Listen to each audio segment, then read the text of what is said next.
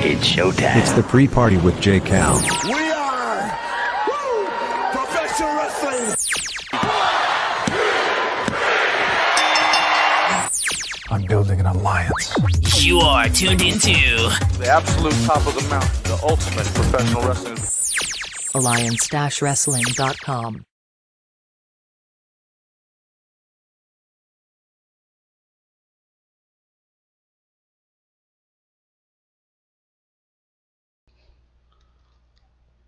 Whoa.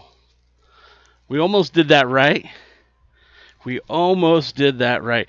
Ladies and gentlemen, welcome to the pre-party, a presentation of Alliance-Wrestling.com, your number one source for news and information for the National Wrestling Alliance and the United Wrestling Network. And what a week it's been. What a week it's been. First and foremost, I want to say thank you so much for joining us today. I'm J. Cal. If this is your first time joining us, I do appreciate you checking us out. This podcast has been going on for about a year now. Yeah, we started about 1 year ago, trying to get you the news and information ahead of NWA POWERRR. Well, when NWA POWERRR went on hiatus, we still were bringing you news and information for the NWA and trying to talk up what was happening with the United Wrestling Network. Of course, now the United Wrestling Network is on its 8th episode of Prime Time Live, which has featured just about all the NWA champions. I'm talking about Nick Aldis was on the premiere episode. We had Thunder Rosa defend the title twice. In fact, she lost the title recently last week.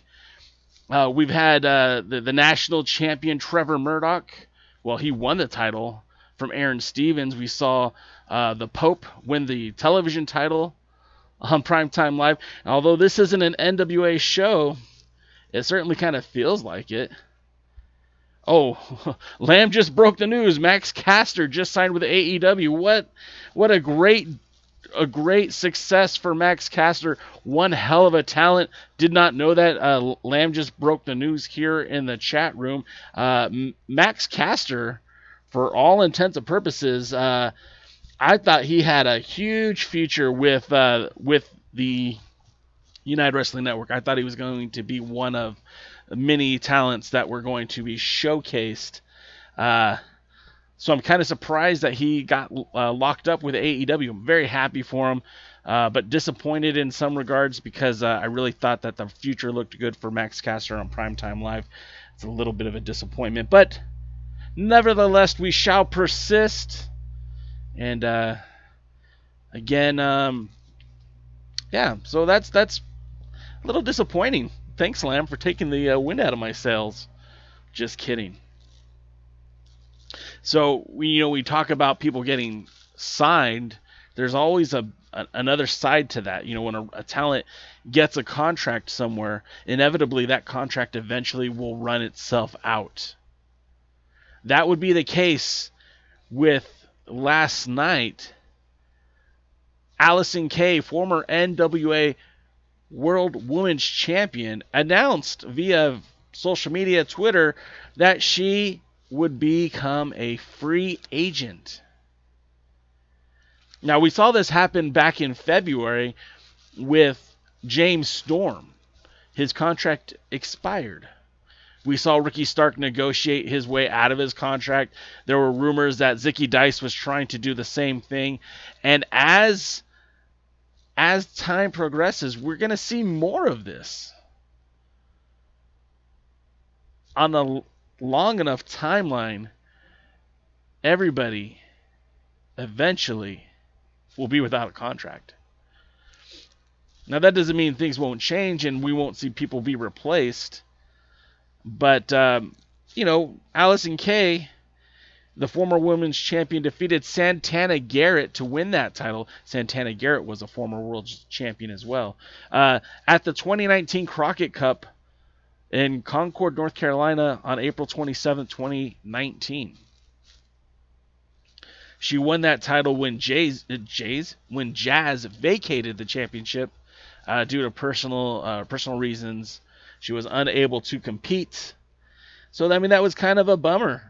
And to be honest, this kind of news is not unexpected. Because, again, the National Wrestling Alliance has been unable to pivot since January of 2020. Allysin Kay, she would go on to defend that title against Marty Bell in Ring of Honor. She'd defend against Casey Carlisle at AML. She'd defend against ODB in the NWA. Heather Monroe with Championship Wrestling from Hollywood. And, even though she lost the title to Thunder Rosa, she was still considered one of the stronger parts of the roster. And I don't know about you guys, but I thought for sure that we would see Thunder Rosa and Allysin Kay mix it up again for that Women's World Championship. In the interim, this has little to no impact on what NWA Power is doing because the NWA Power isn't doing anything.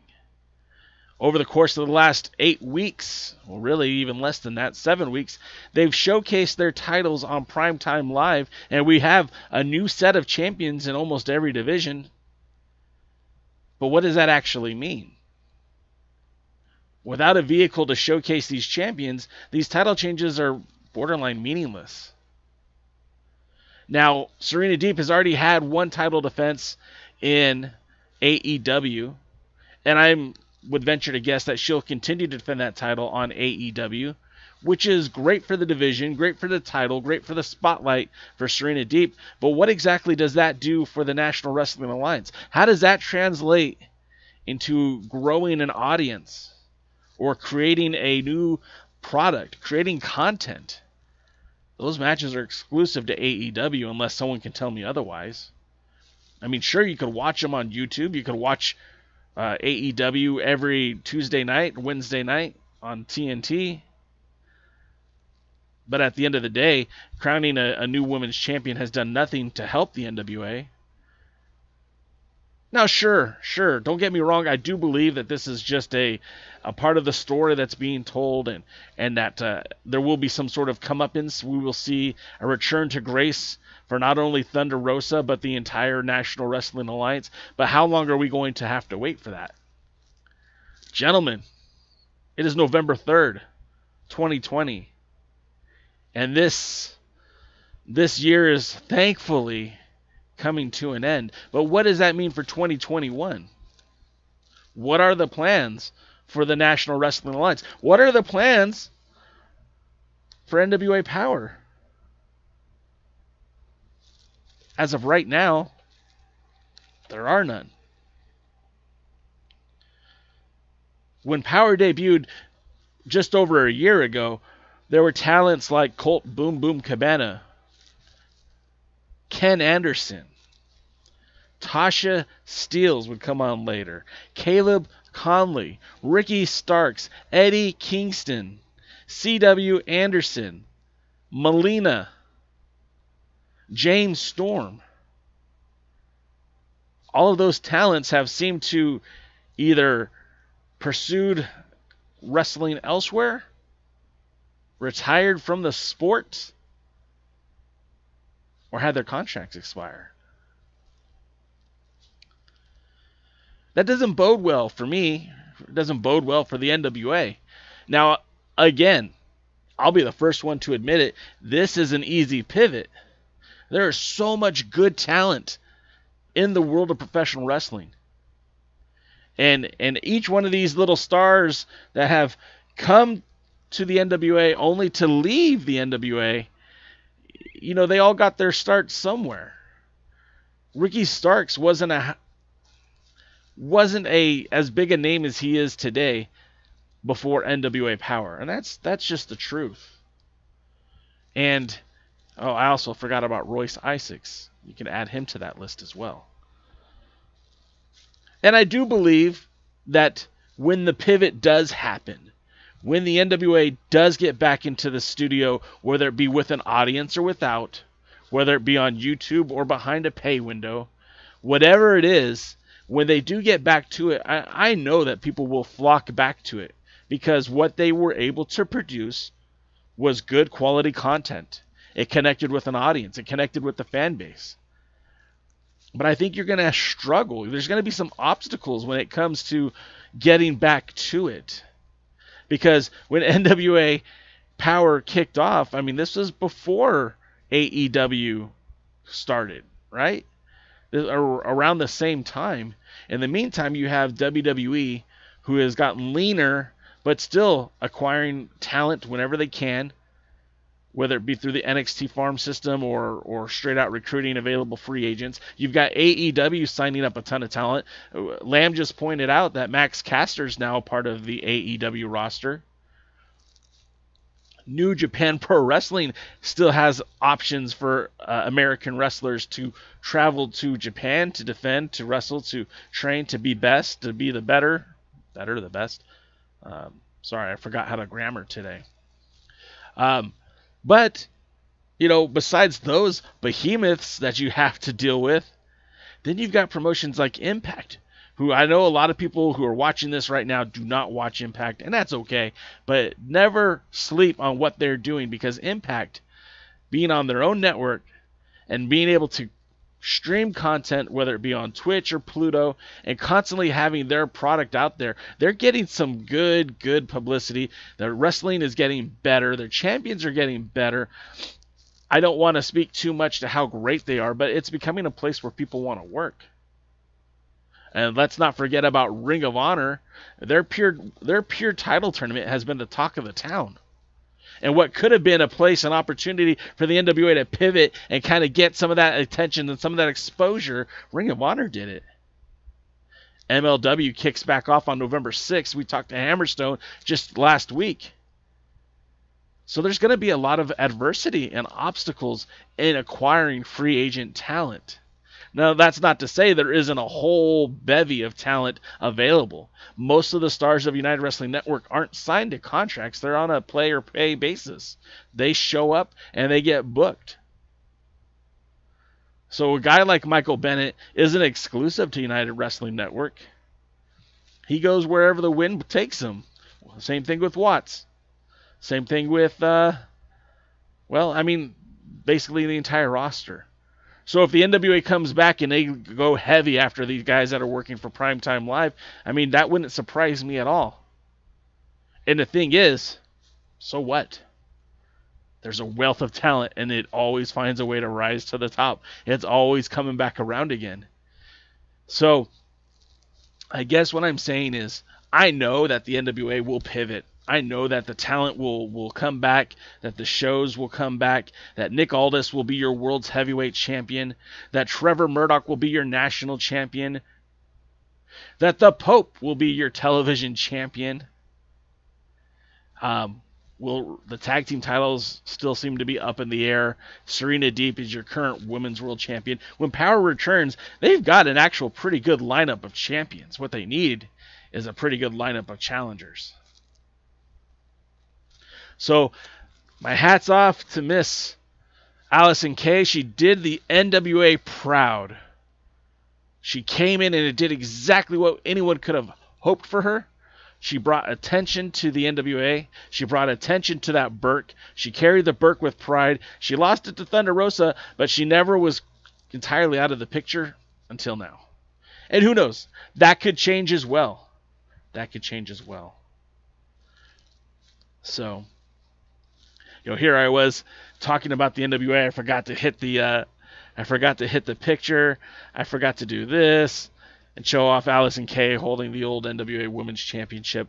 But again, she was a talented lady, and I really think that wherever she lands, whether it be AEW, Ring of Honor, MLW, Impact, a return to Impact, a debut for the WWE, she's going to kill it. She's great. And that remains to be seen of what will become of the NWA Women's Division. Now, if I was Billy Corgan, I'd just be on the horn with Thunder Rosa and be like, what do you got? Who do you got? When Power gets ready, who you bringing with you? Because Mission Pro is basically an all-women's promotion, and there's a ton of talented ladies there. But, I mean, as of right now, Marty Bell, Ashley Vox, is there anyone, Camille? Thunder Rosa? The women's division certainly is worse off today than it was yesterday, and we'll see how that goes and how that will pan out. Which brings us to some of your comments. Let's see what you guys are talking about. Willie Bowen says, "Hello, United Wrestling Network." Hello, Willie. How you doing, sir? Lamb says that the NWA will survive under the United Wrestling Network and Dave Marquez Connection umbrella for now. And to be honest, no idea if the NWA will recover from it. See, that's where I disagree with pretty much everybody. Because as much, I don't want to say it's hate. I don't want to say it's vitriol. I don't want to say that I'm spitting on the NWA legacy, history, and tradition. I don't want to say that I'm talking trash about it. I think I'm being realistic. And I think I'm being realistic when I say that there was a captive audience 1 year ago today. And I don't know if that same audience will be back when NWA Power returns. I think the moment that the NWA should have should have made their pivot was back when the NWA saw all their contemporaries getting back to it. United Wrestling Network, well, they started filming their pay-per-views in September, but Championship Wrestling from Hollywood started in August, and Dave Marquez Studios was producing New Japan Strong even before then. And there are ways to safely operate a professional wrestling show without including fans, and could have been very safe, very protective, but it hadn't happened. It just hasn't happened. More of your comments. Lamb says MLW returns on November the 18th. So thank you, Lamb, for the correction. I appreciate that. Dave Scooby says NWA title holders need to be able to defend on United Wrestling Network or outside of wrestling promotions and have the matches filmed to be put on NWA YouTube. Exactly, Scoob. Exactly. This is exactly what I'm talking about. The opportunity to pivot could have happened long ago. We could have still had stories being told. We could have still had matches happening outside of the NWA, but showcased on YouTube. Somebody told me once that it cost about $3,000 to $5,000 to produce 1 hour of well-produced professional wrestling. If that's the case, then of course it doesn't make sense to run a show that can't ever recoup the cost to promote to produce that wrestling.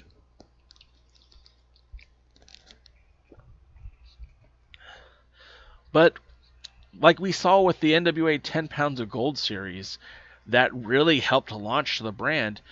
They took a different approach. We didn't get full matches. We got storytelling. We got full stories without actually seeing the entire match. Now, that's a huge investment in time, effort, and energy, but I think the the stories that you could have told over the last 6 months would have been amazing. And let's say, okay, let's do this. Let's say the pandemic pause, September 15th, that's when United Wrestling Network featured our world's heavyweight champion. Or even go back a couple weeks before that, August 31st, the world's heavyweight champion went down to North Richland Hills, Texas to defend the 10 pounds of gold in a match that was supposed to be Jeff Cobb and Nobi Bryant. Ended up just being Nobi Bryant. They faced off one-on-one. Aldis retained. That match, there could have been a story told there.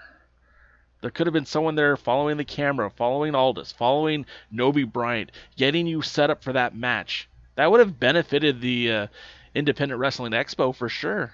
You know, that entire event was made available on Fight TV. I don't know of anybody who ordered it. It could have helped create content for the NWA that desperately needs it. Every Tuesday at 6 o'clock, there's a vacancy, an openness that hasn't yet to be filled. And it's disappointing, guys. That pivot hasn't happened. And I know this is a different tone for J-Cal. This is a different tone for the Alliance blog because we've always been so pro-National Wrestling Alliance. But over the course of the 14 years that I've been podcasting about the NWA, 14, that's a bit of a stretch. Let's say 12 years I've been podcasting about the NWA. This is the first time that the NWA as a whole had been on hiatus because there had always been some sort of other promotion. So, you know, Dave Marquez had a few missteps. The NWA Pro Wrestling Showcase went off the air, but that didn't stop the NWA. If an NWA territory closed or folded or whatever, it was replaced by another one, and that title was still defended. That champion went from territory to territory, regardless of the situation. So, yeah, I know this is a little bit of a bummer. But let's be realistic, because I won't lie to you. That's the thing I won't do. I won't lie and tell you everything's great. But I will be 100% truthful and say that this could change in a heartbeat. Billy Corgan could announce tonight that they have a new taping location set for NWA Power, and everything will be better. And it will. I'll be back to watch it. Most of you will be back to watch it. Most of the viewing audience will be back to watch it.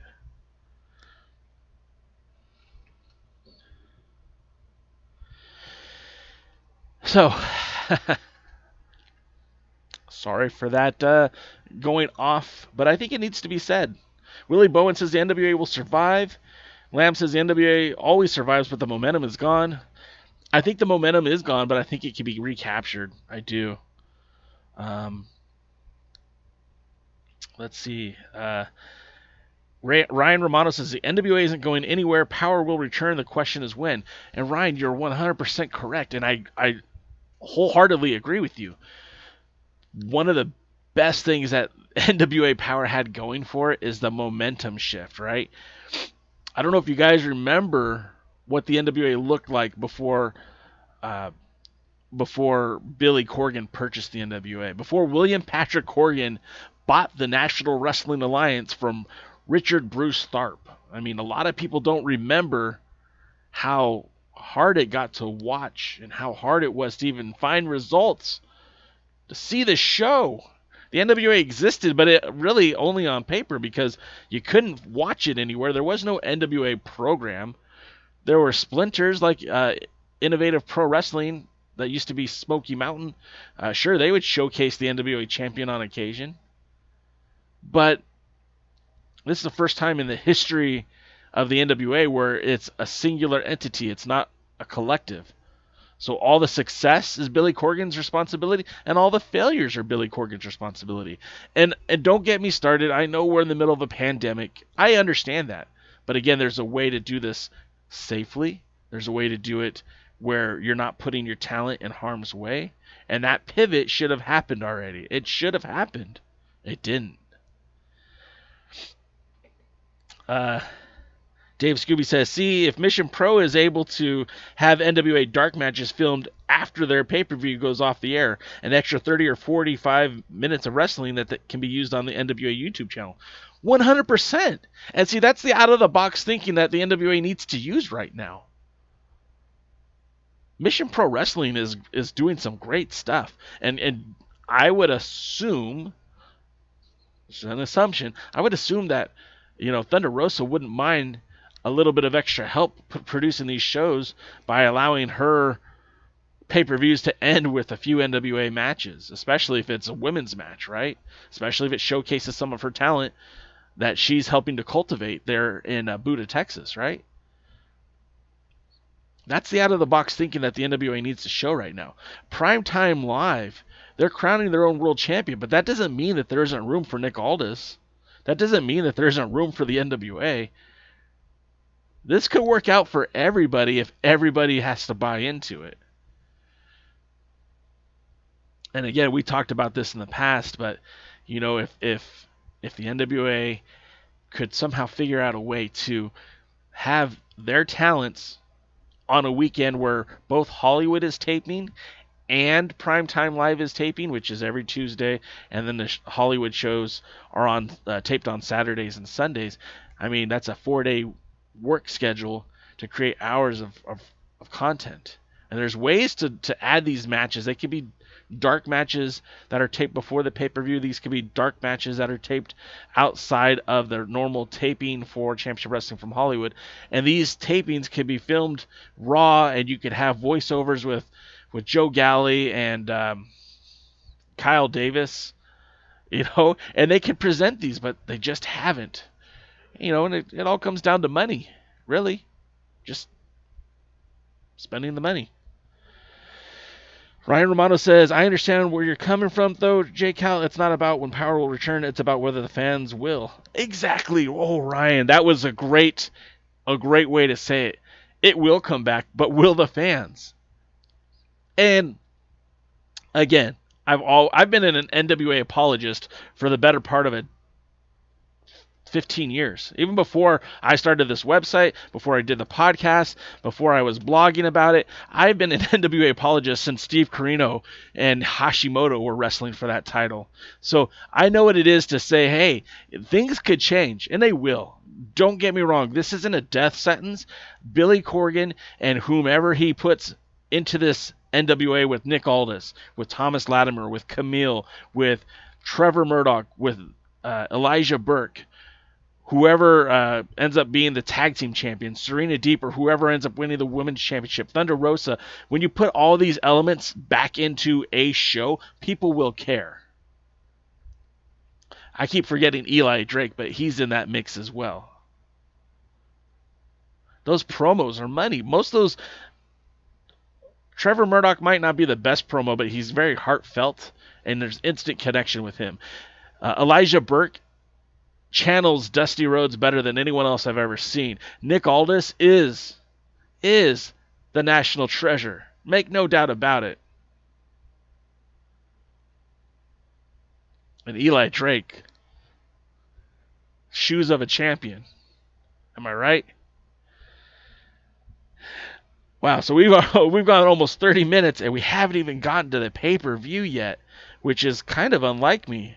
But let's get to the pay-per-view, because, of course, tonight is Primetime Live. Tonight is, well, if I need to get my act together, because I'm so up about talking about all this other stuff. Tonight is Primetime Live. This is the 8th episode. Talking to Dave Marquez, his goal was like, hey, we're going to try to put on the best show we can for 10 episodes. If we can get to 10 episodes, we'll do 10 more episodes. And, I mean, he's more than halfway there, guys. We're going to see a new United Wrestling Network World Champion. And look at some of the names that are involved with this tournament, right? Erick Redbeard. Watts. Of course, we know that the Dirty Daddy, Chris Dickinson, already advanced in the tournament. We're supposed to have Fred Rosser and Karl Fredericks tonight. Michael Bennett versus Davy Boy Smith Jr. Are you kidding me? Davy Boy Smith Jr. Good Lord. Davy Boy Smith Jr. Now that is a world champion if I've ever seen one. He's my favorite to win this tournament. I've said it on Twitter. I'm going to publicly state it right now. I'm looking at you in the camera. Davy Boy Smith Jr. will be your United Wrestling Network World Champion. And if I'm wrong, so what? What are you going to do? Ryan points out that Dr. Stinson says it's not a world title, but I got to tell you, man, the AWA World Championship was a world championship. The WWF World title was a world championship. Hell, the ECW title was a world championship. Dr. Rob can say whatever Dr. Rob wants. And I love Dr. Rob. Don't get me wrong. Me and Dr. Stinson, I consider him a boy. I consider him family. We both have daughters named Piper, for crying out loud. But at the end of the day, the United Wrestling Network, if their title is being defended across the globe, now I know we're in the middle of a global pandemic, but if that title is being defended across the globe, you cannot deny that it is World Heavyweight Championship. It's come from nothing, and at some point it'll be something. It doesn't matter where the title goes, as long as it's used in the correct fashion to help establish that brand, to help bring in more of a viewing audience, whether it goes to Memphis, Arizona, Hollywood, Long Beach, Las Vegas, and does that cycle for until the pandemic is over. I mean, I wouldn't call a world title something that's defended once every 6 months either. You know what I mean? That's going to get me some heat. I'm pretty sure of it. Wrestling with the MMA says, give me Davy Boy Smith Jr. versus Hammerstone. 100%. Yes. There's an emergence of talent, all appearing in one spot, Primetime Live. Let's see. A match between Aldis and the United Wrestling Network World Champion would be amazing. Oh, I see. Oh, okay. I missed some of your guys' comments. Willie Bowen says, Watts, if he wins the United Wrestling Network Championship, then a match with Nick Aldis for the World Heavyweight title. I don't think you're going to see title for title. I don't think you'll see the two champions interact. If anything, maybe they'll be on the same side of the same coin, but I don't think you'll ever see them wrestle, and there's no reason to.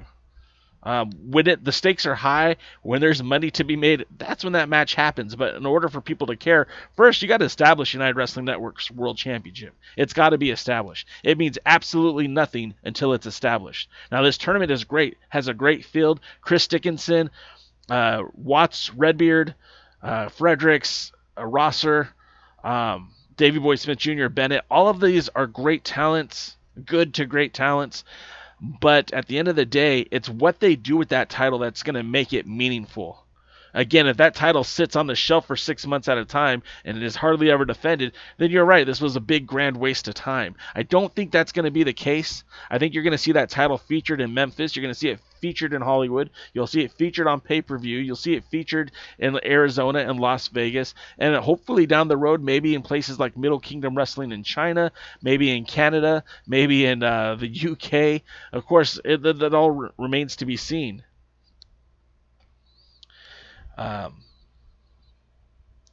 Ryan Romano is suggesting that it be a champion versus champion match with no title on the line.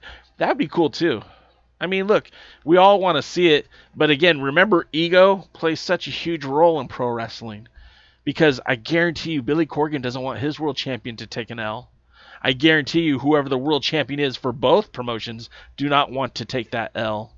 So it's a part where you're not. I don't think you'd ever see a straight, clean victory, which makes it difficult to do a match like that. Lamb says, we all know Dave Marquez and his crew, the United World title will be booked very well. And that's the thing, man. I mean, when you look at that title, I don't see how it can't be booked well. You know, I don't see how it won't be booked well. But before we get to the tournament, before we get to the brackets, let's talk about some of the other matches that are supposed to happen tonight. Now, this is one of those shows where the not the NWA, excuse me. Primetime Live, United Wrestling Network has kept the card close to their sleeve, right? Close to their shirt. We don't know what these matches are going to be tonight, with the exception of we know that Miranda, gosh, I always mess up her name. Miranda Alize, I hope I'm saying that right. She takes on Heather Monroe. Now, this is a matchup of Miranda, who's 1-0 with a victory over Christy Janes in the past few weeks, taking on Heather Monroe, who's 1-1 on Primetime Live, but is essentially one of the top females in Championship Wrestling from Hollywood. So she has a little bit of clout. I believe this match right here might dictate down the road what direction they head for that women's championship that they're talking about bringing in. They're talking about having more champions appearing on the show. So I'm sorry, I got distracted by something that popped up on the screen. They're talking about the creation of a women's championship, and I don't think that you could have a better contest to see who might fit into that either tournament or battle royal or whatever they plan to do to present that champion than these two ladies right here. I'll admit it that I wasn't overly impressed with Miranda Alize. I wasn't overly impressed with her match. I've heard that she's done better. I've seen matches of hers that were better. Hopefully that was just a fluke. And when she comes back tonight, that her match with Heather Monroe is much more crisp. Again, Heather Monroe is really good. She's trained, again, Santino Brothers trained. We talk about the Santino Brothers a lot on this show. But that's because they create such great talent. Crisp, clean. Heather Monroe, Miranda Alize. I think, again, it should be a pretty good match. We'll see what they can do. Dave Scooby says, bring in AK to go after the new women's championship. That wouldn't shock me at all. It would not shock me at all. In fact, I think that would be pretty cool if they did, because let's face it, Allysin Kay is talented. And if the NWA, and again, I don't think there's bitterness here. I don't think there's sour grapes. I don't think that AK has a problem with the NWA. I could be mistaken. But I don't think that's the case. I think this is just they aren't doing anything. And they were paying a lot of people a lot of money to sit at home and do nothing. And I don't think it's I don't blame the NWA, because, again, nobody had this contingency plan for a pandemic. Nobody was expecting that. Heather Monroe, the one, build the division to what it is today. Yeah, I mean, Heather Monroe's great. I respect Heather Monroe. I think she is I think she's really good. Ryan Romano says, you know what would shock me is if Allysin Kay shows up at MPW out of hell this Friday night. I mean, that would be something. I mean, that would definitely be something. I don't know what would happen if she showed up. Ryan Romano said that would be fire. I think it would be. That would be pretty cool, man. Like, again, that title change was so unexpected to me. That got me. You know, like last week I was literally here I was yelling at you, no way is Thunder Rosa going to lose that title. And the fact that she did just kind of blew my mind. It really did just kind of like, well, anything can happen on Primetime Live. And the fact that they already had that match pre-taped just means that this was something that was in the works. It wasn't just a reaction. It was something they had planned. So I tip my hat to the folks at Primetime Live. I tip my hat to the folks who who booked that match, who kept the secret at AEW. I mean, that's pretty righteous stuff. And well, I mean, we look at the United Wrestling Network Primetime Live. We have a new face joining the show this week. We have a new person who hasn't appeared yet before, and that would be Lio Rush. Gosh, the last time I saw Lio Rush, he was wrestling on 205 Live. Former WWE Cruiserweight Champion, right? NXT.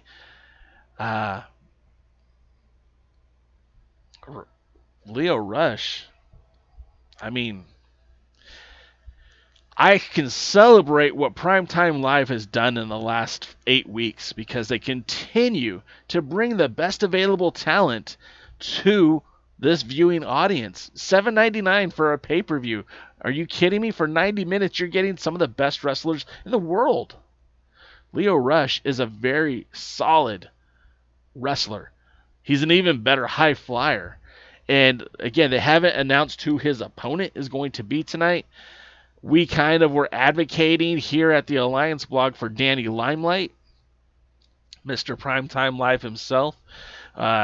Personally, I'd also wouldn't mind seeing a match with him and Kevin Martinson, Lio Rush. But again, this is where United Wrestling Network is keeping that card close to their chest. We don't know what kind of poker game they're playing here because we don't know who's going to show up to take on Lio Rush. But I'm almost positive it won't be Danny Limelight.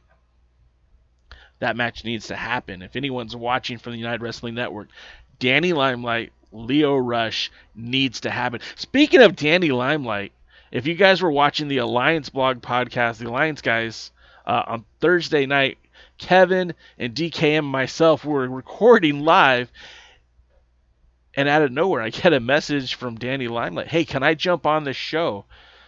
Well, unfortunately, I'm not set up to add people while we're going live, but this Thursday night, 7 p.m. Eastern, 7 p.m. Pacific, 10 p.m. Eastern, we will have Danny Limelight with us as we talk about not only Danny Limelight and what he's up to, basically wrestling everywhere under God's green earth, but we'll also be having him give his takes on Primetime Live. I hope you guys will join us this Saturday. Goodness gracious. This Thursday. I don't know where my head's at, guys. Some of your comments. Allysin Kay can go anywhere and be a contender for a holder for a women's title. Ryan Romano. I agree. Ryan says he felt like his heart was broken. I believe that was in response to Thunder Rosa losing the championship. This first time in his 15 years as a wrestling fan. Yeah, I mean, that was... It was very unexpected, and I don't think this is a long-term thing. I think Thunder Rosa is going to get that belt back. I mean, Ric Flair didn't become a 16-time world champion holding that belt for once and never losing it. Remember, greatness, steel forges steel, and somebody like Thunder Rosa doesn't get bitter, she gets better. Losses will help her grow as a competitor, and I think, when she gets another opportunity to wrestle for that championship, y'all better watch out.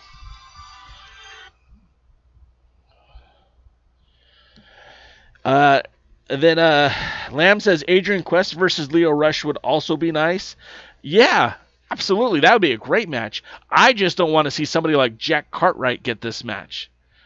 I don't want a Jack Cartwright. No disrespect to Jack Cartwright, but this should be the top show. This should be the best show every Tuesday night. This should be the best thing that the United Wrestling Network touches. This should be the best show on TV. This should be the best show on all of Tuesday.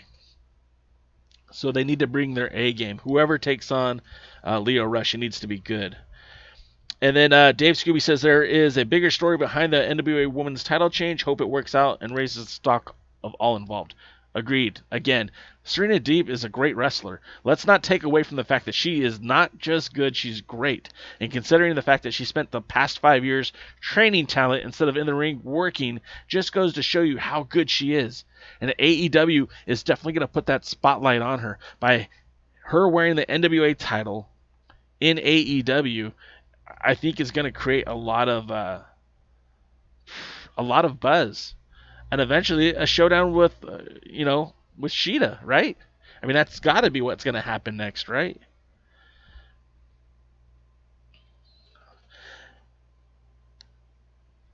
The NWA, excuse me. Sorry, guys. The World Title Tournament continues tonight, and we are going to have, sorry, I'm just trying to get my graphics right. I really should hire somebody to do this. The United Wrestling Network presents its World Championship Tournament. It continues tonight, and we're going to see 3 quarterfinal matches. Now, we know Chris Dickinson he had a hard-fought victory against Peter Avalon. I think a lot of people thought that would be a steamroller match, and Avalon really took it to Chris Dickinson in a way that we haven't seen Dickinson challenged before, and I'm hoping tonight we get more of the same. Last week, Mike Bennett, or 2 weeks ago, Mike Bennett got manhandled by JR Kratos.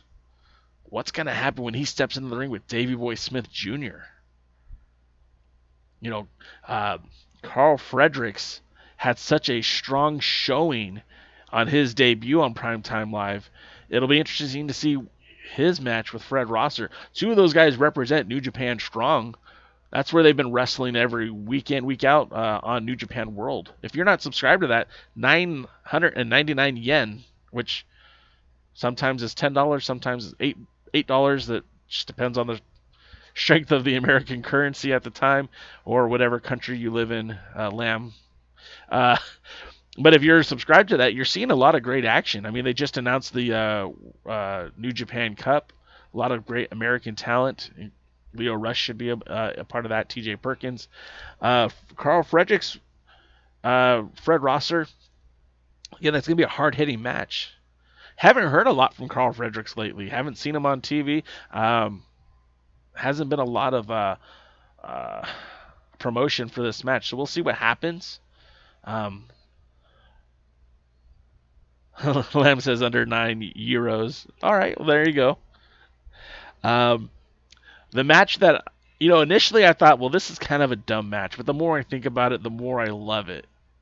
And it's because it's two legitimate heavyweights, two big dudes, and that's Watts versus Erick Redbeard. Now, there's very few people in all of United Wrestling Network that makes Watts look like a small man. Well, Erick Redbeard doesn't make Watts look small, but he certainly puts some size on Watts. Watts doesn't have that advantage of being the biggest dude in the room tonight, and that's for sure. And, for people who don't know Redbeard's story, I mean, obviously Erick Rowan was a former WWE SmackDown champion with Brody Lee, with Daniel Bryan, his title on 2 different occasions. Of course, as part of the Wyatt family on NXT. He had a lot of tag team success in the WWE, but not much of a singles individual run. But if you know about Erick Rowan, Redbeard, then you know that his career didn't start with the WWE, but no, he went back maybe about 10 years, well, maybe not 10 years, but many, many years before his debut. He was wrestling in Minnesota. He wrestled under the name, and I had to write this down because I did not want to mess it up. He competed under the name of Thorolf Marius, which pays homage to that Viking heritage, right? And Redbeard, working in Minnesota, finally got an opportunity to step out of that comfort and was wrestling in Pro Wrestling Noah. Pro Wrestling Noah? Are you kidding me? They don't just let anybody work in Pro Wrestling Noah. While he was there, he would team with Davey Richards, team with Rocky Romero. He'd be inside that ring with some very talented individuals. And I think much like Mike Bennett, this tournament can help really propel Erick Redbeard into a greater forum. AEW didn't call Erick Redbeard for a spot. Impact didn't call Erick Redbeard for a spot. As far as we know, MLW, Ring of Honor, Impact, none of these phones have been ringing for Erick Redbeard. And do you know what that does for somebody? Do you know what that does for a person who's been in the WWE and doesn't even get an opportunity to showcase himself elsewhere? That puts a chip directly on their shoulder. And if you think Erick Redbeard is going to come out flat and just lay down for Watts, you're sadly mistaken. Because win, lose, or draw, this is his opportunity to showcase who he is. New Japan, are you watching? All Japan, are you watching? Pro Wrestling Noah, are you watching? AAA, are you watching? This is an opportunity for Redbeard, win, lose, or draw, to help establish his name, much like Mike Bennett in his match versus Nick Aldis. You're going to see a very different Redbeard tonight. One who needs to win at all costs. And if not win, at least look so goddamn undeniable that everybody's going to want him in that tournament. Willie Bowen wants you to know that he feels like All Japan Pro Wrestling should be affiliated with United Wrestling Network. And I'll tell you this, until travel restrictions change, until COVID goes away, that ain't going to happen. Maybe down the road, but not now. So I really think you're going to see the best you've ever seen of Redbeard tonight. Because what does he have to lose? Everything to gain, nothing to lose. Watts is the face of championship wrestling from Hollywood, despite him losing that title to Ray Rosas just a few months ago. I mean, he was out in Memphis wrestling Humongous for CW30 at their Spooktacular Drive-In event. Watts is still very much an important part of the United Wrestling Network. I mean, you look at the list of names, he's the only United Wrestling Network guy in this tournament at this point. I mean, even Peter Avalon was really an AEW guy when he showed up. So it's like Watts really does carry that banner for United Wrestling Network. He has nothing to lose and everything to gain. This match is going to be nuts. It's going to be nuts. If you guys think this match is going to be one to sleep on, this might steal the show. And as my friend, the former NWA World Junior Heavyweight Champion Kevin Frazier says, I love seeing two big dudes beat the crap out of each other, yelling at each other. That's heavyweight stuff that I like, and I'm with him on that one. This is going to be a good match. Of course, Fred Rosser, Karl Fredericks, both of them had victories on their debut. Karl Fredericks faced Slice Boogie, I think it was on episode 2 of Primetime Live, and you really haven't heard a whole lot from him since.